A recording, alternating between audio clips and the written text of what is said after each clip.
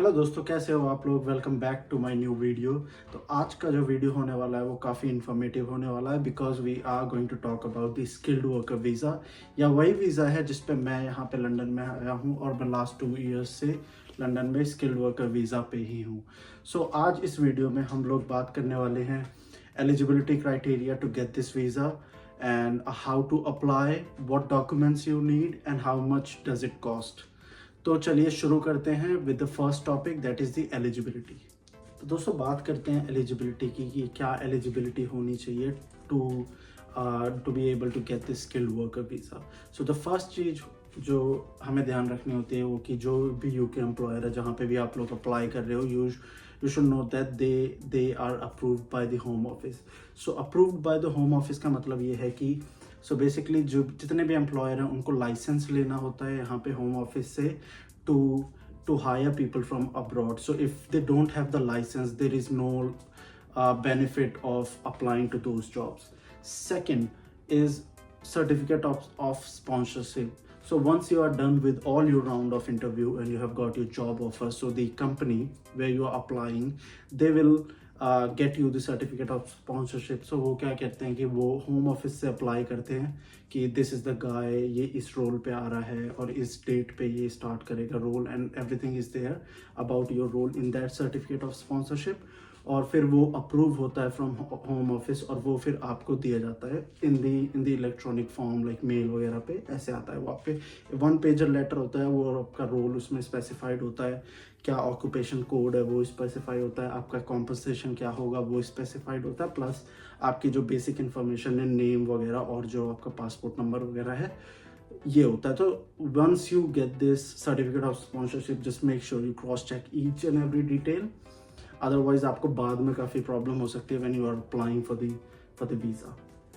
सो जो थर्ड चीज़ होती है वो होती है कि so before I would say CUS लेने से पहले जो होता है कि जो भी आप जॉब के लिए अप्लाई कर रहे हैं, you should be mindful that it is in the eligible occupation list. So there are a lot of occupations which are eligible where the employer can hire from abroad. For example, I am from the accountancy background, मैं एक auditor हूँ, so ये एक eligible occupation list है. बाकी और भी चीज़ें होती हैं, फॉर एग्जांपल हेल्थ केयर हो गया, या जो भी लोग PhD वगैरह रिसर्च वगैरह के लिए आते हैं उनके लिए भी एक कैटेगरी है.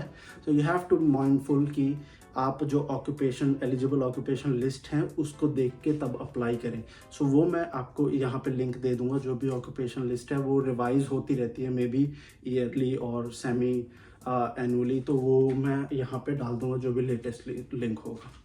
सो जो लास्ट चीज़ है कि वो है कि आपको to be paid the minimum salary. So minimum salary का मतलब है कि आपको यहाँ पे एक बैंड है. सो फॉर एग्जांपल अभी होम ऑफिस ने रिवाइज किया है कि यू हैव टू लाइक पे द कैंडिडेट एटलीस्ट लाइक 38,700 और the whatever the going on rate for that particular job. So it could be higher. For example, if you're getting a job for an accountant, for say, and they are paying you like 55,000, that's okay because that is the going on rate for that particular role. But it should be the higher of 38,700 or the going on rate जो भी उस particular job offer का है. तो ये हो गया eligibility के बारे में. अब हम नेक्स्ट टॉपिक पे जाते हैं जो कि है कि how to apply for a job. अब हम लोग बात करने वाले हैं कि अप्लाई कैसे करें. सो इससे पहले मैं बात करूं हाउ टू अप्लाई, हम लोग बात करते हैं कि किस टाइप के एम्प्लॉयर होते हैं यहाँ पे. सो बेसिकली एम्प्लॉयर्स जो भी ये स्पॉन्सरशिप वगैरह देते हैं उनको पार्ट्स में डिवाइड कर रखा है. So they are tier A, like which are the multinational organisation, बड़ी बड़ी कंपनी है. फॉर एग्जांपल जो बिग 4 है या और बड़ी बड़ी कंपनियां मल्टीनेशनल कंपनीज हैं वो टियर 1 में आती हैं. And then there are tier B and tier C companies as well, जो छोटी कंपनीज हैं but they still provide sponsorship because उस तरीके का टैलेंट या जो भी जिन पे स्किल्स हैं वो यहाँ पे है नहीं, लोग मिलते नहीं उनको, इसलिए उनको बाहर से हायर करना पड़ता है. So how to apply. So before you apply, so you have to go to the home office website, जिसका मैं लिंक डाल दूंगा और साइड में भी डाल दूंगा, कि उस पर जाके देखना है कि आपको कौन कौन से एम्प्लॉयर्स हैं जिनके पास लाइसेंस है टू प्रोवाइड दी स्पॉन्सरशिप. आपको वो आइडेंटिफाई करने, और आप आइडेंटिफाई करो कि टॉप आपके कौन से हैं कि जहाँ जहाँ आप अप्लाई करना चाहते हो. Go to their career web page, go to the LinkedIn career web web page to see if those companies have hiring and see the job profile और जो उनका जहाँ पे रेलिवेंट एक्सपीरियंस सेक्शन होता है वहाँ पे चेक करो कि if they are willing to provide sponsorship to hire people, वहाँ पे चेक करो। सेकंड चीज़ है कि लिंक्डइन पे जाओ, आप वेरियस रिक्रूटर्स होते हैं वहाँ पे, वो उनसे आप मिलिए, उनसे बात कीजिए, शेयर कीजिए कि if they have any employer like who are willing to provide sponsorship, so उन रोल्स पे आप अप्लाई कीजिए। सो बेसिकली मैं आपको एक फैक्ट चेक मतलब दिखा देता हूँ कि जनरली लोग उन्हीं को स्पॉन्सर करते हैं जो कि क्वालिफाइड वगैरह होते हैं। फॉर एग्जांपल अगर आप चार्टर्ड अकाउंटेंट हैं या आपने ACCA वगैरह कर रखी है, CFA कर रखी है, तो people are willing to sponsor them because कि कंपनीज़ को भी कॉस्ट लगती है टू स्पॉन्सर पीपल। सो उनको जब लाइसेंस या CUS लेना होता है, सो उनको भी लाइक £1000 या £1500 पर सर्टिफिकेट ऑफ स्पॉन्सरशिप की कॉस्ट पड़ती है उनको। उनके लिए नेग्लिजिबल होती है but still like they have like a lot of people lined up for the sponsorship and also ये कॉस्ट काफ़ी बड़ी हो जाती है। सो ये चीज़ें हैं। प्लस उसके बाद उनसे बात करिए, रेफरल लीजिए, आप लोगों को रीच आउट करिए with in the same company और उनसे कहिए कि आपको रेफ़र वगैरह करें आपको।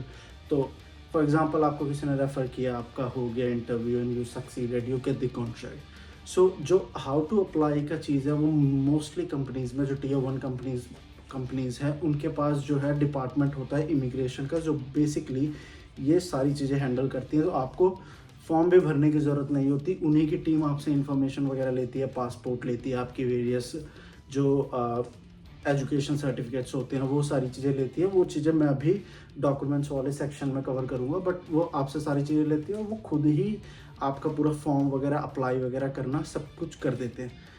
बट अगर कोई कंपनी है जो कि आपको कह रही है कि they will provide you the certificate of sponsorship और आपको खुद अप्लाई करना है, सो बेसिकली मैं साइड में लिंक डाल दूंगा जो कि एक होम ऑफिस का लिंक होता है। वहाँ पे आप पे एक क्वेश्चन होता है कि आपको किस वीज़ा कैटेगरी में अप्लाई करना है। सो इसके लिए स्किल्ड वर्कर वीज़ा होता है जो कि एक 3 साल का होता है और 5 साल का होता है। तो मोस्टली कंपनीज जो है 3 साल का देती हैं, उसके बाद वो एक्सटेंड करती है फॉर फर्दर 2 ईयर्स। और यहाँ पे PR आपके लिए मतलब आप 5 साल आपको हो गए, 4.5 या 5 साल, तो आप PR के लिए अप्लाई कर सकते हैं। तो मैक्सिमम 5 साल होता है।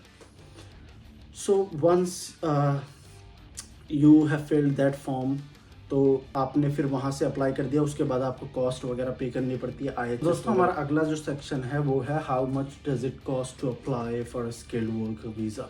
सो मैं आपको बाइफरकेट कर देता हूँ कि जो इसकी कॉस्टिंग है वो 3 पार्ट में। They is one side of it जहाँ पे लाइसेंस वगैरह या सर्टिफिकेट ऑफ स्पॉन्सरशिप की फ़ीस है जो वो कंपनीज ही खुद ही बेयर करती हैं। बट उसके बाद आ जाते हैं जहाँ पे एप्लीकेशन फॉर्म। तो यहाँ पे 3 तरीके की फ़ीस होती है। फर्स्ट इज़ जो आपका IHS लगता है, इमिग्रेशन हेल्थ सरचार्ज होता है, जो यहाँ पे हेल्थ वगैरह फ्री होता है, ये सब चीज़ें NHS वगैरह जो होता है यहाँ पे उसका एक सरचार्ज आपसे लेते हैं। सो जो अगली कॉस्ट होती है वो एप्लीकेशन फ़ी होती है जो कि आपकी वीज़ा फ़ी की कॉस्ट होती है। और थर्ड होती है, मतलब वो फ़ी नहीं होती, बेसिकली आपको कुछ अमाउंट अप्रॉक्सीमेटली लाइक £1200 और समथिंग आपको अपने बैंक अकाउंट में आपके होने चाहिए when you are coming to London. तो वो एक कैटेगरी होती है। बट मैं थर्ड के लिए कैवेट दे दूँ कि आपका जो सर्टिफिकेट ऑफ स्पॉन्सरशिप है वहाँ पे आप इस पर्टिकुलर चीज़ के लिए अगर कंपनी ने टिक कर रखा है एग्जाम्प्ट, तो आपको ये थर्ड वाला क्राइटेरिया फुलफिल करने की ज़रूरत नहीं है। They won't check your bank balance कि आपके पास $1200 हैं कि नहीं है when you are coming to London या UK। सो अब हम थोड़ा डिटेल में बात करते हैं फर्स्ट और सेकंड की। जो फर्स्ट थी हमारी IHS की। सो IHS की जो फीस है वो लास्ट तक आई थिंक जब मैंने ये फॉर्म वगैरह भरा था तो वो अप्रॉक्सीमेटली £600 और £700 पर ईयर थी, बट वो बढ़ा के इन्होंने 1035 कर दिया है। तो ये अगर आप 3 साल का वीज़ा लगा रहे हो तो इसको मल्टीप्लाई बाय 3 कर दो तो उतना आपका कॉस्ट पड़ता है IHS का। सेकंड जो एप्लीकेशन फॉर्म होता है, एप्लीकेशन फ़ी जो VFS आप वो लेते हो, आप अपॉइंटमेंट वगैरह लेते हो, वहाँ पे एक वीज़ा की एप्लीकेशन फ़ी लगती है। वो 700 to 1100 पाउंड्स के अराउंड वेरी करती है। सो ये डिफ़र करती है because if you are health care worker या आप PhD स्टूडेंट हो, उसके लिए PhD वगैरह रिसर्च वगैरह के लिए आ रहे हो या एजुकेशन प्रोफाइल पे आ रहे हो यहाँ पे, तो उन चीज़ों में ये एप्लीकेशन फ़ी है जो वो डिफ़र करती है। सो जो जनरली स्किल्ड वर्कर वीज़ा पे जिस पे मैं आया हूँ उस पे 700 या 750 पाउंड्स का वीज़ा जो है एप्लीकेशन फॉर्म है। सो जो मेनली है वो 3 साल का होता है, तो आपका ये 1035 इंटू 3 कर लो, आपका 3 लाख ये रुपए हो गया, प्लस आपका लाइक 70-80 थाउजेंड वो हो गया, तो अप्रॉक्सीमेटली 4 लाख है। बट यहाँ पे चीज़ ये है, तो when you are interviewing for a particular role, तो आप उनसे पूछो कि ये जो सारी कॉस्ट हैं वो कंपनी बेयर करेगी कि नहीं। For example in my case जो भी ये वीज़ा एप्लीकेशन फ़ी है या जो IHS की फ़ी है, वो मेरी कंपनी ने जिसने स्पॉन्सर किया है उसने बेयर की है। So I don't have to I didn't have to pay anything at all that time. And next year is my visa extension again, if my visa is getting renewed then I would not have to pay anything. तो ये आपको एक चीज़ अपने HR से वगैरह से पूछ लेनी है जब आप भी अप्लाई कर रहे हो कि आपको इतना, बिकॉज 4 लाख रुपए अकाउंट में रखना, I know it sometimes gets difficult, तो आपको पैसे अरेंज करना पड़ते हैं उतने। एंड और कुछ कंपनी, सो ये मेरी कंपनी था जो बेयर किया था, वहाँ पे पॉलिसी है कि वो लोग खुद पे करते हैं इन सब के लिए, so we don't have to pay anything. But there are certain companies जो कि आपकी हेल्प करती हैं to pay this cost, so they pay it upfront and then they deduct it monthly from your account, so it is considered as a loan amount to you। तो वो वहाँ पे पहले पे करेंगे and then monthly on a certain fixed amount जो EMI की तरह होती है वो डिडक्ट करते रहेंगे आपकी सैलरी से। सो हो गया। थर्ड हो गया कि जहाँ पे मोस्टली होता है जो छोटी कंपनीज होती है Tier B Tier C वगैरह में जो आ जाती हैं, वो ये कॉस्ट बेयर नहीं करती, तो ये पूरा का पूरा कॉस्ट आपको ही पे करना पड़ता है। तो इसलिए जब भी आप किसी राउंड के लिए इंटरव्यू वगैरह दे रहे हो तो it's better you ask them whether they will be bearing this cost और नॉट। सो ये हो गया हाउ मच इट कॉस्ट। और मैं यहाँ पे एक कैलकुलेटर भी है उनका कि IHS का जो कैलकुलेटर है कि आपकी कितनी फ़ी लगेगी, तो मैं वो कैलकुलेटर का लिंक भी डाल देता हूँ, तो आप वहाँ पे जाके देख सकते हो। इसमें एक और कैवियट देना चाहता हूँ कि अगर आपके डिपेंडेंट वीज़ा है, डिपेंडेंट्स हैं आपके साथ, तो वीज़ा लगना है तो इसमें कॉस्ट और इंक्रीज़ हो जाती है, बट सेम ही कॉस्ट रहती है जो आपकी होती है। बट अगर आपके साथ कोई बेबी है जिसकी जो 16 ईयर्स एंड लेस है, तो उसकी जो IHS है वो कॉस्ट कम हो जाती है वहाँ पे, और फिर उसको लेकिन आपको पे फिर भी करना पड़ता है, तो वो काफ़ी ह्यूज अमाउंट होता है। और काफ़ी कंपनीज होती हैं जो डिपेंडेंट का वीज़ा फीस वगैरह वो बेयर नहीं करती। तो for example in my case I have got my kid and my wife, so I had to pay for their visas and application fees. So ये चीज़ें भी पूछ लेनी चाहिए। कुछ कंपनीज हैं जो बेयर करती हैं, I know a few companies. For example मैं एग्जांपल के तौर पे कंपनी मज़ार्स है, ऑडिट फॉर्म है, वो बेयर करती है, but I am not sure if they are still bearing that cost for dependents और not, but they were before 2 years when I was applying for the job in UK। So ये हो गई costing की बातें। हम अब अगले अपने सेगमेंट की तरफ चलते हैं कि आपको क्या क्या डॉक्यूमेंट चाहिए होंगे to apply for skilled worker visa once you get your offer letter and everything. So अब हम बात करने वाले हैं documents you will need to apply for this particular visa. So जब आपका for example you have got your offer letter और वहाँ पे and then the your employer they have applied for your certificate of sponsorship, तो उसके बीच में एक window होता है जो फॉर एग्जांपल 2 to 3 वीक का होता है। तो उसके बीच में आप 1-2 डॉक्यूमेंट हैं अपने वो रिक्वेस्ट कर सकते हैं। So for example first one is your TB test. So India is one of the countries जहाँ पे आप it is mandatory to have the TB test. So इनके कुछ प्रिस्क्राइब्ड और प्री इनकी लिस्ट है जहाँ पे जो सेंटर्स है वहीं से आप TB टेस्ट करा सकते हो to get the UK visa. So वो मैं लिस्ट साइड में लगा दूंगा इस वीडियो के और लिंक भी दे दूंगा, वहाँ देख सकते हो। सो for example you got your job offer, or if you are very actively searching for the job, you can get the appointment from that particular center. Sometimes वहाँ पे इतना रश होता है, मतलब वहाँ पे अपॉइंटमेंट आपको 2 महीने बाद मिल रही है, 3 महीने बाद मिल रही है। So it's better to apply as soon as possible ताकि आपको एक अपॉइंटमेंट डेट मिल जाए और आप TB टेस्ट वगैरह करा ले ताकि वो आप पे टाइमली हो जाए। So once you have your certificate sponsorship you should already have your TB test, तो ताकि उसमें डिले ना हो। सेकेंड चीज़ है जो आपका जो इंग्लिश लैंग्वेज टेस्ट है। सो यहाँ पे जो स्किल्ड वर्कर वीज़ा में वहाँ पे एक एडवांटेज है कि आपको एक तो एग्ज़ाम होता है SELT, आपका एग्ज़ाम होता है जो आपने SELT दिया वो पास कर लिया तो वो आपका एक माना जाएगा कि आपके पास है प्रूफ ऑफ लैंग्वेज।